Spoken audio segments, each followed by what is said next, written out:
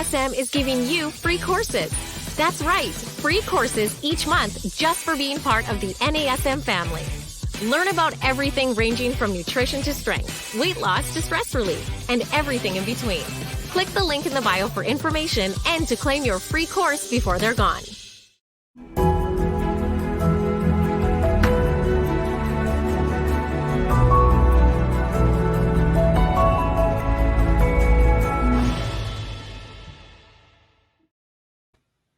Hey everyone, welcome to our Strong Mind, Strong Body podcast. I'm your host, Angie Miller, and today we are going to talk about how to ditch bad habits.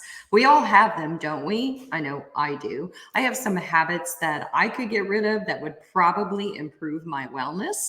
And it is Wellness Month at NASM, so I thought this was a perfect topic. So remember the song from Chicago, "You're a Hard Habit to Break"? Well, I just think that there's so much truth to that habits are difficult to break. But we also have a lot of positive habits. You know, I did a podcast recently on 6 positive habits that we can adapt into our daily lives that will improve our mental health. But at the same time that we have these positive habits that we want to create, we have these not so positive habits that stand in the way of good wellness. Maybe it's things like biting our nails. Maybe it's things like hitting the snooze button over and over again in the morning. Maybe it's letting 1 hour of TV a night turn into 3 hours of TV. Maybe it is that we reach for a chip and it becomes a bag of chips. Or, you know, for me, that would be more like I reach for a scoop of ice cream, which turns into not just a scoop of ice cream.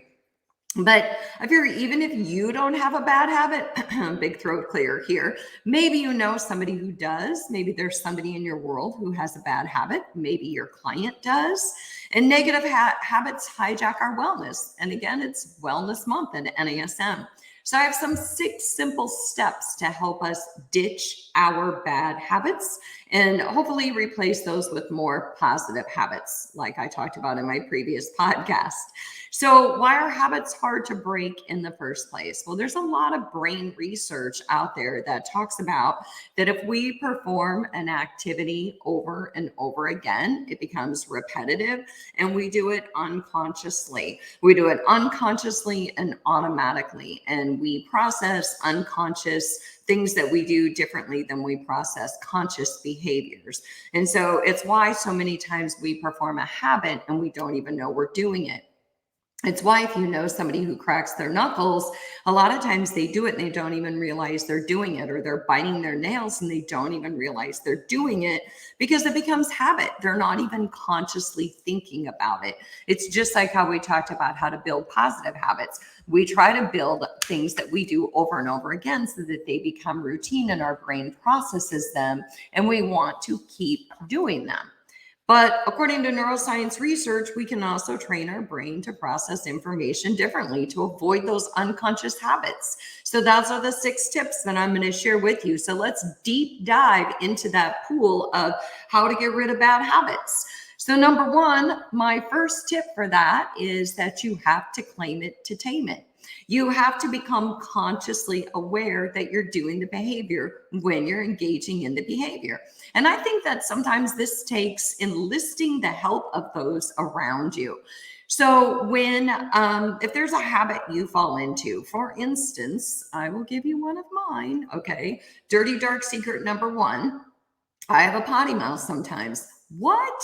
And when my daughters were growing up, I would say, okay, mommy needs to stop saying that word because that's not a good word. So I would say to them, every time I say that word, I have to put a quarter in the jar. And however much money goes in the jar is your guys' to spend.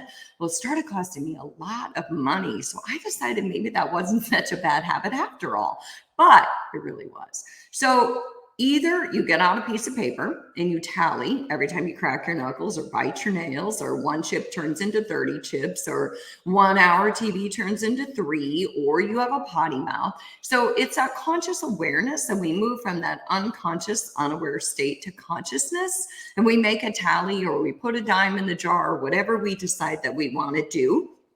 Because when we keep score, it makes us consciously aware of that behavior every time we engage in it.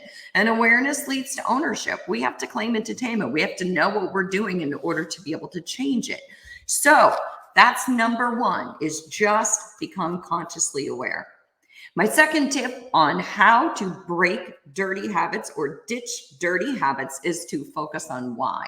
I think that we have to know the why behind the reason that we're doing something. It's not enough just to want to change our behavior. We kind of have to have a deeper, more intentional, more purposeful reason for wanting to break those habits. We know the power of intrinsic, we know the power of intrinsic motivation. We know that just because we lecture somebody that smoking is bad for them made no one stop smoking ever, or telling somebody, drinking 4 glasses of red wine is probably not the best idea, again, made no one ever stop drinking red wine. Because just telling someone what to do and even giving them all the research on why they shouldn't want to do it is just not enough, because habits are connected all throughout our body. I mean, our brain just gets trained into that behavior. We get comfortable.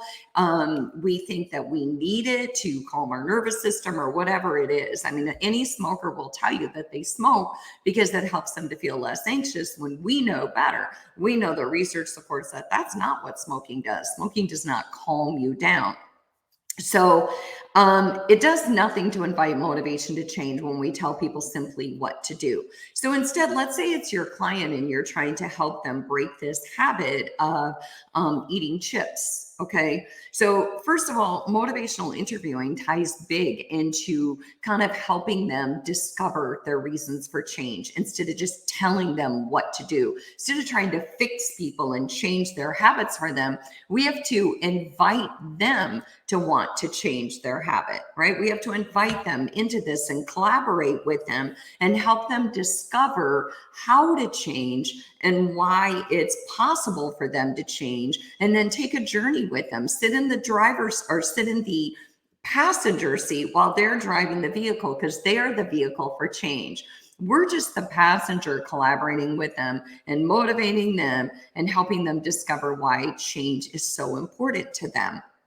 So have them list, another piece of paper, have them list why it's important to them to change that habit. Why do they want to break the habit? So again, I'm Angie Miller. I'm talking about habits. Why or how can we ditch those bad habits? Because it's Wellness Month. And how are we going to get well if we don't get rid of bad habits? So we're talking about using motivational interviewing to help clients go through that discovery of change process, why they want to change and what will help them change. So first of all, we could ask ourselves or a client, how is that habit negatively impacting your life? So how is it negatively impacting your life to bite your nails? How is it negatively impacting your life to watch 3 hours of TV a night? And then how would your life be better if you didn't engage in that bad habit? So maybe your client has a chocolate habit. I have a chocolate habit. How would my life be better if I didn't engage in that habit? Well, I would have, I would be healthier inside, because probably eating chocolate a lot is not the healthiest thing. Another question you could ask yourself or a client, and it's very much tied into motivational interviewing, is a year from now, if that habit were no longer a part of your life, how would your health be better? So, if a client is sitting down and 1 hour TV turns into 3, or 5 minutes of social media scrolling turns into 50 minutes, that's time that could be replaced with healthier habits. So a year from now, if they didn't spend that amount of time, what could they be doing instead? And then another question you could ask them is, what could you add to your life rather than take away to help break that habit that you're trying to break? What can you add? So whenever I talk to clients about losing weight, instead of talking about what they need to get rid of, I talk about what they could add: exercise, healthy food. So we like to think about what we can bring into our life versus deprivation, what we have to get rid of. So if they could add something to their life rather than take away, what would they want to add? Okay. For added motivation, maybe they list those reasons why they want to get rid of that habit on their refrigerator, on their bathroom mirror, somewhere where they see it all the time to remind themselves, on a regular basis, why they want to change that behavior or why they want to ditch that habit. All right. So that's number 2. Number 3, another reason talking about how to ditch bad habits is, speaking of replacement, replace your habit with a better habit. We all like replacement behavior. It tends to work. It really does. If we want to chew less gum, maybe we eat more mints instead. If we want to eat less chips, maybe we make baked kale chips. So in his book, Atomic Habits, James Clear says that it's easier to let go of a habit when you replace it with a healthier alternative. Because remember, our habits, the reason why they're so comfortable, they're like a warm, fuzzy blanket, is because they're part of our routine. They're part of how we identify, good or bad. I have a habit. I get up every morning. I get a cup of coffee. I sit down. I check my email. I have this little routine that I've created. It creates my safe space, whether I'm on the road or whether I'm at home. Habits just become such a big part of how we identify whether they're good or bad. So again, if we want our clients to stop eating chips, we give them a replacement behavior. We suggest that they make baked kale chips, and then maybe we give them a recipe because it's crunchy and they are actually really delicious if you've ever tried them. So the new habit sends the message to the brain that we're eating something healthy, therefore we're a healthy eater, and healthy people don't eat Doritos, right? What? Okay, so here's another one. All right, if you haven't liked those 3, I got another one for you. Don't worry, I'm going to keep them coming. Drum roll. Number 4, try habit stacking. All right, so here's how this goes. Let's say that you want to stop getting on your phone and trolling social media first thing in the morning. And let's say that what usually happens is you grab that cup of coffee and you sit down and you start trolling social media. That's your routine. That's your safe space. That's your warm blanket every morning. But let's say that you decide that trolling social media is not the best way to start your day because it doesn't put you in the best place because it looks like everybody else has this amazing life and you're wondering how come you don't. So the habit you want to break is to stop trolling social media. So if we habit stack, you keep the coffee because that's a good habit. We can all have a cup of coffee in the morning. So maybe you decide that instead of trolling social media, you're going to take a 10-minute walk every morning, because that's about how long allegedly you get on social media. So you habit stack, you keep the coffee. You put the coffee in a Hydro Flask. Nope, this isn't a Hydro Flask commercial. I don't care what you put it in. You put your coffee in something that keeps it warm, and then you set out on your 10-minute walk instead of trolling social media. But the coffee is your comfort zone because that's a habit that has stayed with you, and it's a way of connecting a healthy habit with a more productive habit every day. Right? So it's a way of kind of getting yourself off social media, connecting a healthy habit with another healthy habit. I like that one. Stacking habits. All right. Number 5, we can remember the power of visual reminders. Visual reminders are huge. So let's start with a visual reminder that we don't want to see. I'm not really a chip eater. My husband's a huge chip eater. So when I open up my pantry every day, I swear you don't want to know how many bags of chips are in there. And they're right at my eye level. Now, if I were a chip eater, that would be a huge problem. So I keep chocolate. I keep it in the freezer. I keep it in the back of the freezer. I don't want to see the chocolate first thing when I open the freezer. I hide my chocolate behind my vegetables. Don't ask me if it always works. But anyway, so visual is huge. When I look at those chips, thank goodness I'm not a chip eater. But why do you think companies fight for shelf space in grocery stores? Did you know that's a real thing? They fight for shelf space because they want their product to be at eye level. They want their product. That's why they create these big visual displays of products, because they want to sell, sell, sell. It's a visual appeal, and it's also about, alignment and where it's at according to eye level, that type of thing. So we have to remove the temptations. We have to stuff the junk food way back there. Out on the counter, we have to put stuff that we do want to eat, like a bowl of fruit or some healthier snacks. Put those kale chips out there. But we can also, when we talk about visual, again, we're not just talking about getting rid of visual, we're talking about adding positive visuals, the bowl of fruit, that type of thing. But we can also use visual reinforcement like positive affirmations. And I love positive affirmations. We can use them to break habits too. We can use notes all throughout our house that say things like, and I don't care if you think this is corny, it's actually evidence-based. Affirmations help. You can say things like, I am a healthy eater, or it feels great to be a healthy eater, or I love to eat things that are good for my body. So it's kind of like, I remember years ago learning, I took a workshop and we were talking about how to remember names. And the gentleman presenting the workshop said, I never say I'm bad at names. He said, instead, I'll ask someone their name and I'll say, thank you so much. I'm really trying to get good at remembering names. So what we tell ourselves over and over again is what we believe. So if we put positive affirmations around our house, we send signals to our brain that we are what we're striving to become. And our brain kind of, loves that positive reinforcement. And there's a greater chance that we're going to take the buy-in. I mean, imagine if you put, reinforcement all throughout your house and it was icky, ugly messages to yourself. Wouldn't you rather put positive affirmations?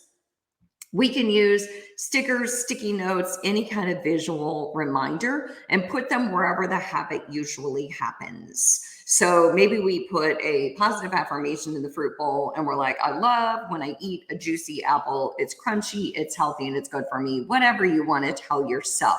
But just it helps to put it wherever the habit usually happens. Wherever you generally reach for the chips, put a positive affirmation about reaching for something healthier so that you can rethink that in the moment and trigger a different behavior. You can also use your smartphone. You can set reminders on your phone and you can remind yourself, remember to take that 10-minute walk, because remember how amazing that feels. Remember to take that 10-minute walk instead of scrolling social media. So again, I'm Angie Miller, and we are talking about how to ditch bad habits. So the first one was we have to bring awareness, right? We have to bring awareness that we actually are engaging in this bad habit. And then the second one was, what was the second one? Hold on here. I'm going to tell you in just a second. I shouldn't have started this because you have to claim it to tame it was the first one. So you have to bring awareness about that habit.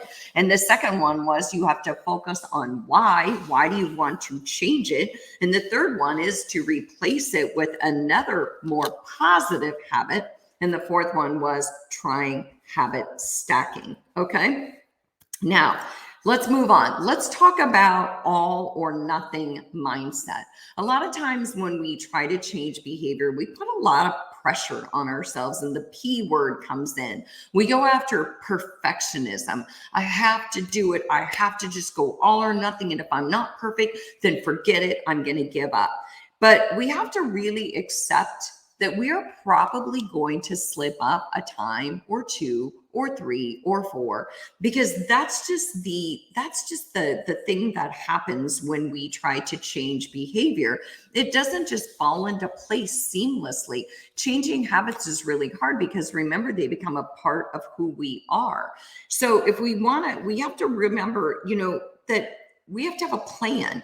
I remember teaching a workshop years ago on how to help clients when they fall off the wagon. So they go on vacation for 2 weeks and then they don't exercise for 2 months and they fall off the wagon and they come back and they're like, oh, every time I start exercising, I fall off the wagon. And what if it happens again? So we have to have a plan in place of, well, if it happens again, and it very well could, and that's okay, this is what we're going to do.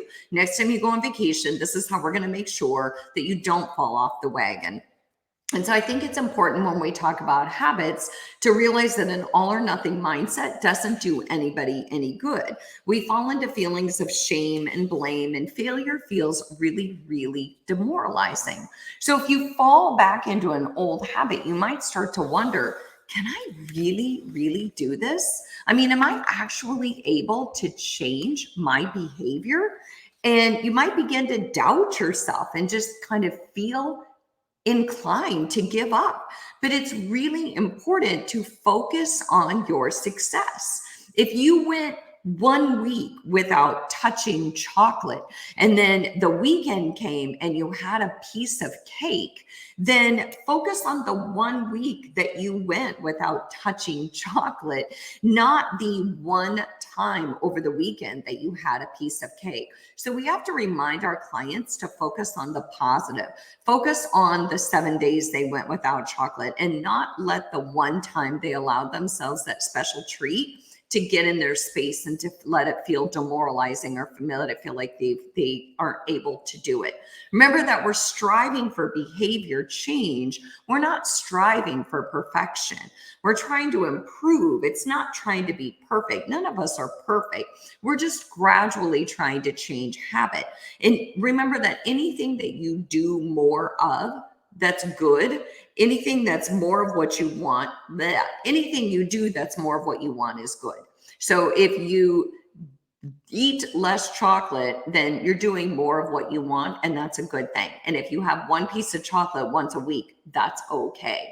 So those are my 6 ways, and I have a couple of extra bonus ways that I want to real quick share with you. I think it's really important to remind our clients to start small. Don't try to change more than one habit at a time. Pick one habit, the biggest one that has the greatest impact on their life.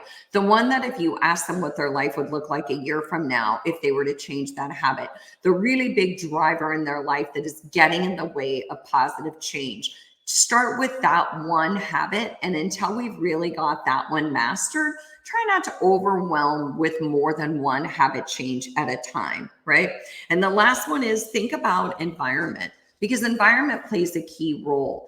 If I have a lot of clients tell me that they are quote unquote social smokers. So they go out and if they have a glass of wine, then it invites them to smoke a cigarette.